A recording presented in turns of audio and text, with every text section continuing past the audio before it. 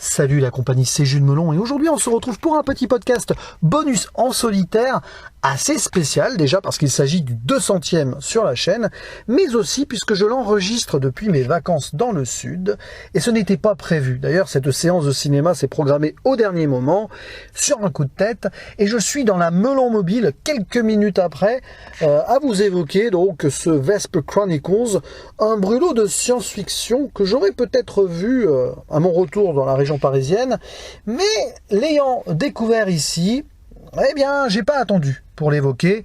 On ne sait jamais, certaines salles pourraient le déprogrammer dès mercredi, et franchement, il faut le mettre en avant, ce petit film très ambitieux, co-réalisé et écrit par Cristina Bogité et Bruno Sampé, leur deuxième collaboration ensemble, j'ai pas vu leur premier film, et il s'agit d'une production belgeo-franco-lituanienne qui fait la part belle aux effets pratiques, qui est anti-spectaculaire certes, mais qui a beaucoup à raconter.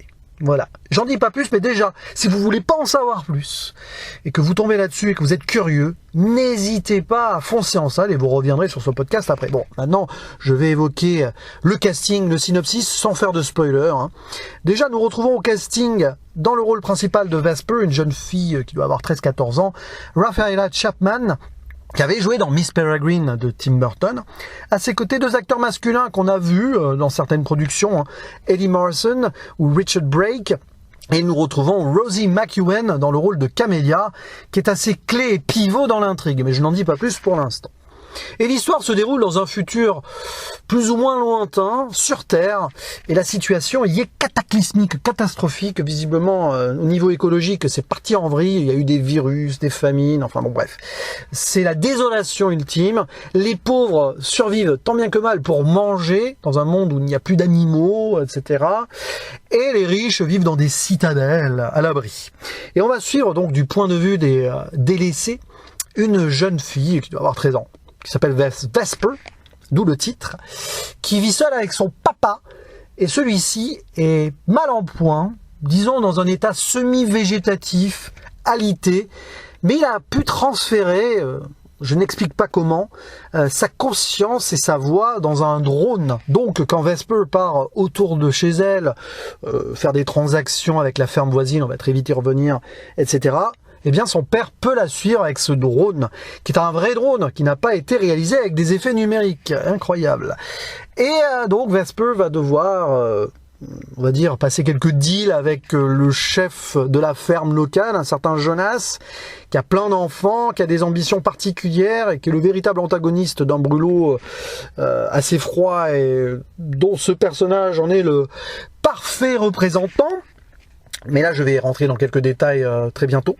Et un beau jour, Vesper va tomber sur une jeune femme qui a survécu d'un crash, voilà, une sorte de vaisseau qui venait de la citadelle d'à côté.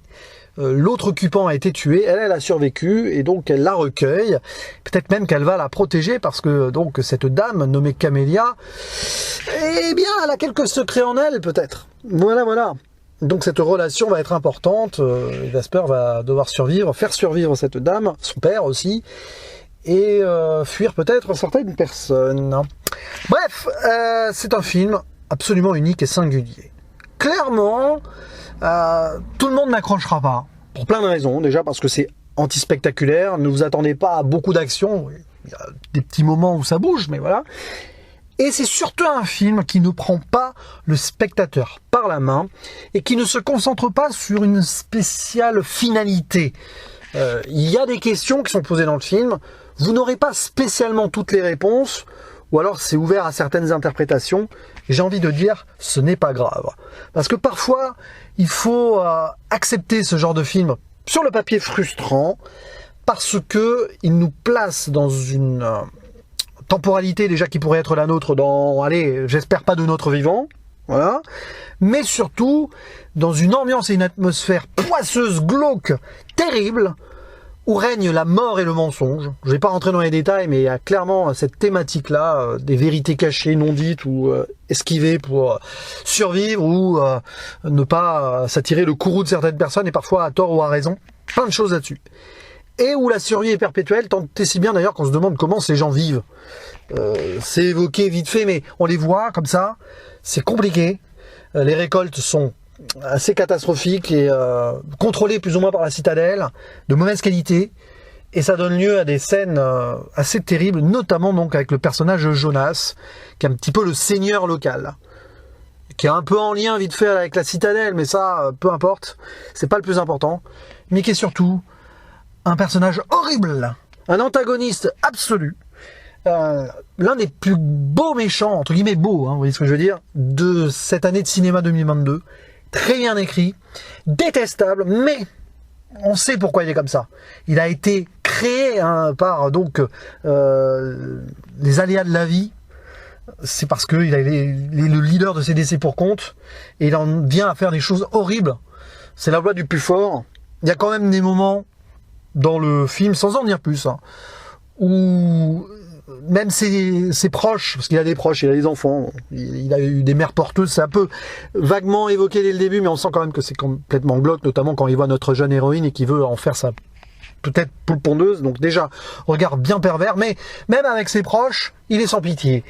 Et à un moment, il y a une scène clairement de viol. Mais attention, je dis cela, vous serez surpris, même si vous n'avez pas vu le film, de voir dans quel contexte. Parce que c'est pas frontal, mais c'est d'autant plus pernicieux, vers la fin du métrage, que ça en est affreux. Et puis alors, au-delà de l'histoire, donc, puisqu'il s'agit de survie, il y a un fond écologique derrière, clairement, une jeune fille qui est capable de gérer des cultures biosynthétiques. Alors je ne rentre pas dans les détails chimiques et biologistes, mais elle fait du biohacking, voilà. Elle sait étudier les formes de vie, notamment végétales.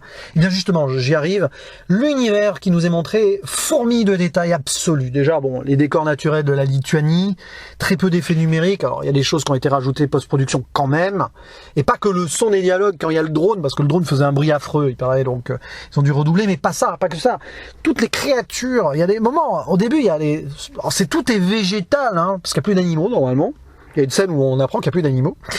Et à un moment, il y a des trucs végétaux qui bougent au début. T'as l'impression d'être dans un film de Jim Henson, vous savez, le créateur de Dark Crystal, avec des effets marionnettes.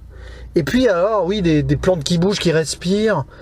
C'est absolument fou, parce que c'est sur des détails comme ça que le film montre sa richesse. Et puis donc, cet aspect photographique sombre, terne, gris, marron, jaunâtre en intérieur, il n'y a pratiquement jamais de luminosité. Et là, vous voyez, je suis dans la Melon Mobile, donc vous entendez des bruits d'ambiance autour.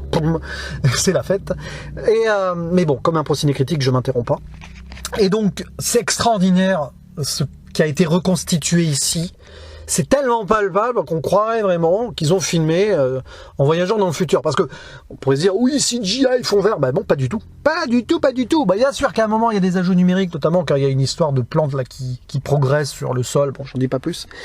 Mais franchement, c'est fou, quoi. Puis, on a quand même tout un pan sur les habitants, on va dire, de ce monde, donc les fermiers, les survivants, mais aussi des pèlerins, des gens qui vagabondent, c'est très important par rapport à la mère de l'héroïne. À un moment, on apprend ça, et aussi des créatures qui visiblement ne sont pas humaines ou hybrides, qu'on appelle les jugs. On voit ça à un moment, il y a une scène horrible au début, parce que c'est une créature esclave du fermier, là, qui s'appelle Jonas, l'antagoniste. Cette créature va être battue à mort dès le début par un enfant. Et oui, parce qu'il veut qu'un de ses fils se la fasse respecter. C'est d'une violence. Mais le film est violent psychologiquement et même donc brutalement sur certaines scènes. Et il n'y a pas d'espoir. Le pire, c'est que ça, il n'y a pas d'espoir dans ce film. C'est d'un pessimisme absolu, c'est sombre à souhait. Mais tu te laisses porter par cette atmosphère. On voit rarement ça au cinéma. Et c'est fou que ce film ait bénéficié d'une telle distribution. Je crois qu'il a presque 300 salles en France. C'est un petit miracle. Et je suis très content que ce soit le cas. Donc c'est pour ça qu'il faut foncer, aller voir ce film. Là, je publie ce podcast ce dimanche matin. Si vous avez un créneau cet après-midi, que vous avez 2-3 jours de vacances, n'hésitez pas. On ne sait jamais, parce qu'avec toutes les sorties du 24 août, là, ça peut très vite dégager si ça n'a pas super bien marché niveau chiffres. C'est une proposition absolument inoubliable. Alors certes, il y a des défauts potentiellement, mais ils sont avalés, happés par tout ce qui nous est proposé. Et donc ce discours sur la survie, sur le mensonge, sur la famille, sur l'amitié aussi, enfin oui, enfin plus ou moins, non, plutôt la famille du coup, Mais ouf, que c'est violent, que c'est violent. Et puis le personnage de Camélia qui révélera certaines surprises, vous pourrez avoir quelques twists, peut-être, mais ça encore, peu importe. D'où le nom d'ailleurs Camélia, parce qu'il y a toute une référence aux fleurs aussi dans le film. Croisement génétique peut-être qu'on pourrait faire pour sauver les choses. Voilà. C'est compliqué, hein, c'est vrai, c'est compliqué. Mais comme le film ne joue pas sur sa finalité absolue, peu importe. On a des zones d'ombre à la fin, mais on s'en fiche. Et alors, je finirai quand même sur un autre point très fort du film, c'est la musique. Des compositions d'un certain Dan Levy, que vous avez pu apprécier peut-être dans J'ai perdu mon corps, ce magnifique film d'animation de 2019. Eh bien là, il nous ressort une partition remarquable, qui porte certaines scènes, mais très haut, notamment vers la fin, et notamment la scène finale, sur laquelle je ne dirai rien, mais quand même, hein, où on sort un petit peu de ce contexte très glauque et atmosphériquement sombre de tout le film.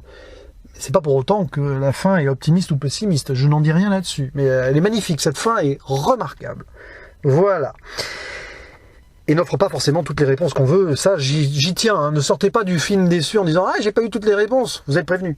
C'est de toute façon dès le début on sent qu'on n'aura pas forcément tout. Bref, foncez voir ce film. Les mots me manquent. Je pourrais aller beaucoup plus loin dans certaines analyses thématiques, mais j'ai pas envie de spoiler. Je veux rester ici très vague, juste pour donner envie. Et donc féliciter aussi le duo Christina Bouzité et Bruno Semper, ainsi que toute l'équipe qui a travaillé sur ce film, parce qu'il y a eu beaucoup de boulot, des décors, des costumes, et tout, des marionnettes, et blablabla. Voilà. Je vous dis à la prochaine. N'hésitez pas à dire en commentaire ce que vous avez pensé du film si vous l'avez vu. C'est très important qu'on en débatte ensemble. Ciao.